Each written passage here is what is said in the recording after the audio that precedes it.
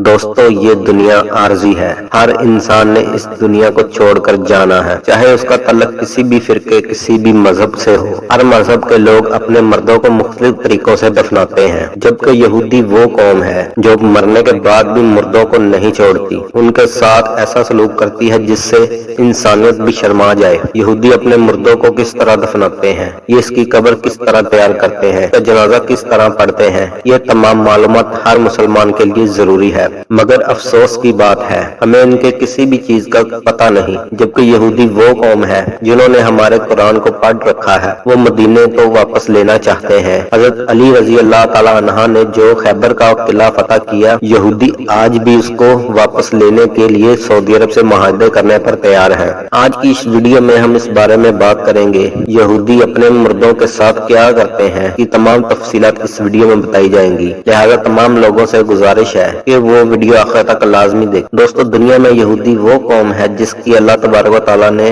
बेशुमार नेमतें नाज़िल की। इन लोगों को वो अता किया जिनके बारे में कोई इंसान सोच भी नहीं सकता, मगर ये लोग फिर भी अल्लाह तबारक व तआला की नाफरमानियां करते रहे। जबकि बनी इसराइल दरिया नील को अबूर करके आए तो अल्लाह तबारक व तआला की जानिब से हुक्म आया, तुम फलां लोगों से जाकर जिहाद करो। मगर ये लोग मूसा अलैहिस्सलाम से कहने लगे कि तुम और तुम्हारा खुदा इस कौम से लड़े, हम में इतनी ताकत नहीं कि हम इनसे लड़ सकें। अल्लाह तबारक व तआला ने इस नाफरमानी पर इस कौम को पकड़ लिया। चुनांचे ये 40 साल तक एक सहरा में कैद रहे। ये इस कदर नाफरमान कौम थी कि इसी सहरा के अंदर जब ये कैद थे तो मूसा अलैहिस्सलाम अल्लाह तबारक व तआला से मुलाकात के लिए गए। पीछे से इस कौम ने एक बछड़े की पूजा शुरू कर दी।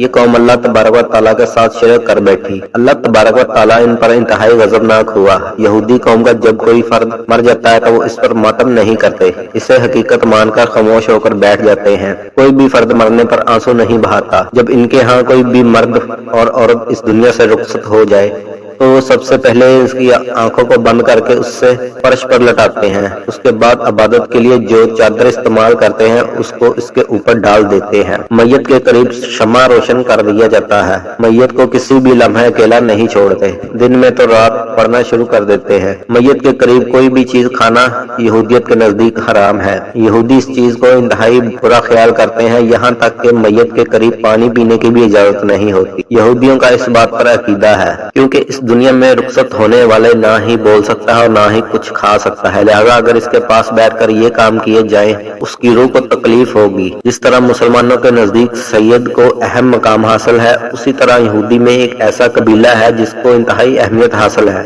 ये लोग खुद मैयत की तजजीब तदफीन करते हैं, यानी मैयत के रिश्तेदार तजवीज और तदफीन की रसूमात अदा नहीं कर सकते, बल्कि एक मखसूस जमात जिन्हें शुरका दिशा कहा जाता है, ये तमाम काम सर अंजाम देती है। मैयत को गुस्ल देना और कफन पहनाना और इससे यहूदियत रवायत के तदफीन के लिए तैयार करना इन लोगों की जिम्मा होता है। यहूदियत में इन लोगों को इंतहाई बुलंद मर्तबा हासिल होता है, क्योंकि ये लोग ऐसे लोगों की खिदमत करते हैं जो इनको बदले में कुछ भी नहीं दे सकते। दोस्तों, आप लोग ये सुनकर हैरान होंगे कि यहूदी अकीदे के मुताबिक मैयत को छूना मैयत को नापाक करने के मुतरातिब है। जिस तरह इस्लाम में उलमा इकराम जब मसीहत में पादरी होते हैं, इसी तरह यहूदी पेशवा को कान कहा जाता है। यहूदी लोग हाथ धोने को वजू कहते हैं, लिहाजा वो मैयत को गुस्ल देने से पहले पाक कपड़े पहनते हैं, उसके बाद वजू करके मैयत को गुस्ल देते हैं। यहूदियों में तदफीन का अमल जल्द अज जल्द सरंजाम दिया जाता है।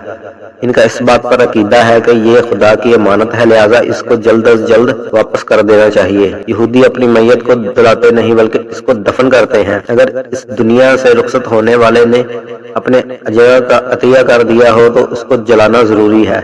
इनका मानना है कि मैयत को इसके पूरे अज़ा के साथ दफन किया जाता है।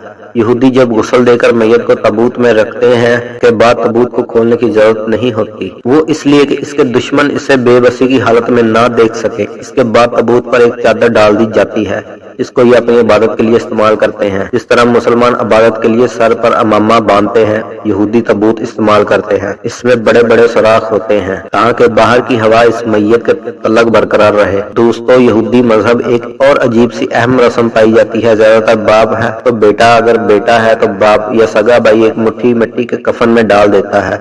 یہ سب اس لیے کیا جاتا ہے کیونکہ ان لوگوں کا عقیدہ ہے کہ مرنے والا ہی دونوں کے بعد مٹی ہو جائے گا۔ یہودی میت کے جسم پر خوشبو اور زیتون کا تیل بھی لگاتے ہیں، اس کو اسی دن دفن کرتے ہیں جس دن اس کی وفات ہوئی ہوتی ہے۔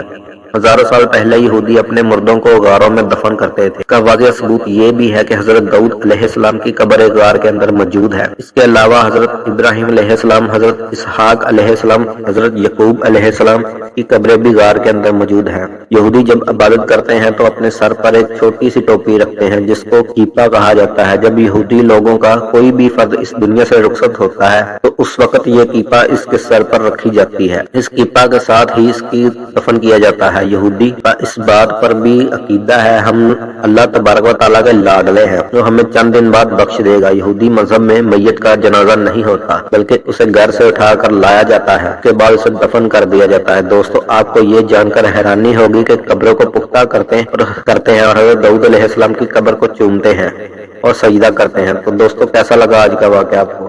اگر ہمارا واقعہ آپ کو پسند آیا تو اسے لائک اور شیئر ضرور کیجیے گا اور ہمارے چینل کو لازمی سبسکرائب کیجیے گا۔